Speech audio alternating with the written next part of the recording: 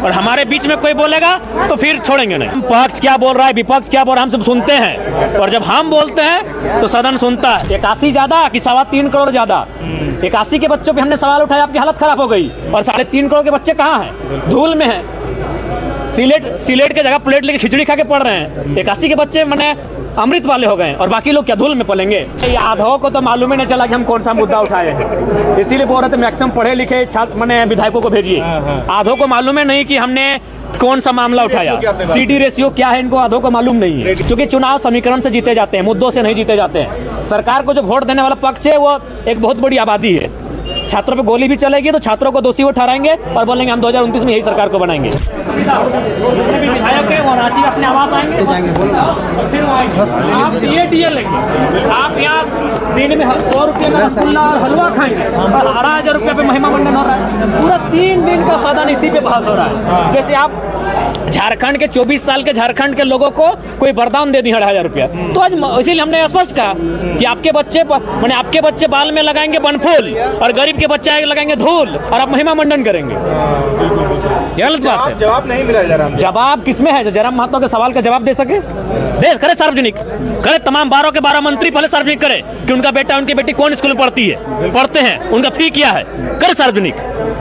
लेकिन क्या जयराम जी पहला कैसा रहा आपके लिए? एकदम शांत रहते हैं। देखिए, हम बीच में नहीं टोकते हैं, हम पक्ष क्या बोल रहा है, विपक्ष क्या बोल रहा है, हम सब सुनते हैं, और जब हम बोलते हैं तो सदन सुनता है, और हमारे बीच में कोई बोलेगा तो फिर छोड़ेंगे नहीं।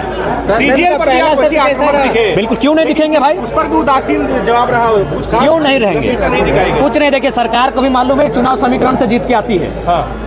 लाठी तो छोड़िए, अगर आप यहाँ छात्रों पे अगर गोली कांड भी होता है तो सरकार को फर्क नहीं पड़ेगा, क्योंकि चुनाव समीकरण से जीते जाते हैं, मुद्दों से नहीं जीते जाते हैं। सरकार को जो वोट देने वाला पक्ष है वो एक बहुत बड़ी आबादी है। छात्रों पे गोली भी चलेगी तो छात्रों को दोषी वो ठहराएंगे और बोलेंगे हम 2029 में यही सरकार को बनाएंगे। तो सरकार को ही मालूम है, वो दिल्ली की सरकार को मालूम है और रांची की सरकार को ही मालूम है कि चुनाव मुद्दों से नहीं, चुनाव समीकरण से जीता जाता है। इनके पास वो वोट का समीकरण है। अच्छा, जो आपने कहा कि सदन में जो बिल्कुल क्या गलत कहा हमने?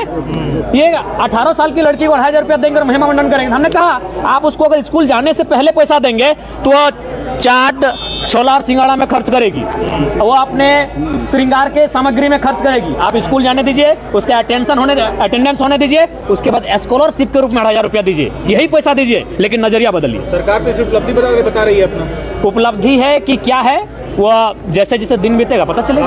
आज जो अरे आधो को तो मालूम ही नहीं चला कि हम कौन सा मुद्दा उठाए हैं, इसीलिए बोल रहे थे मैक्सिमम पढ़े लिखे छात्र मैंने विधायकों को भेजिए।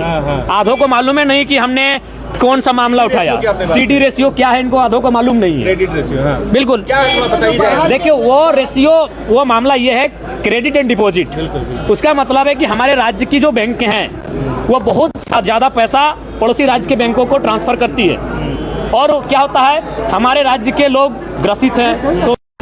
मजेदार बात, मुख्यमंत्री उनके अध्यक्ष होते हैं। तो भाई उन पैसों को अगर आप अपने पास रखेंगे तो आप युवाओं को लोन दीजिए, आप किसानों को लोन दीजिए, आप महिलाओं को लोन दीजिए और उनको आत्मनिर्भर बनाइए।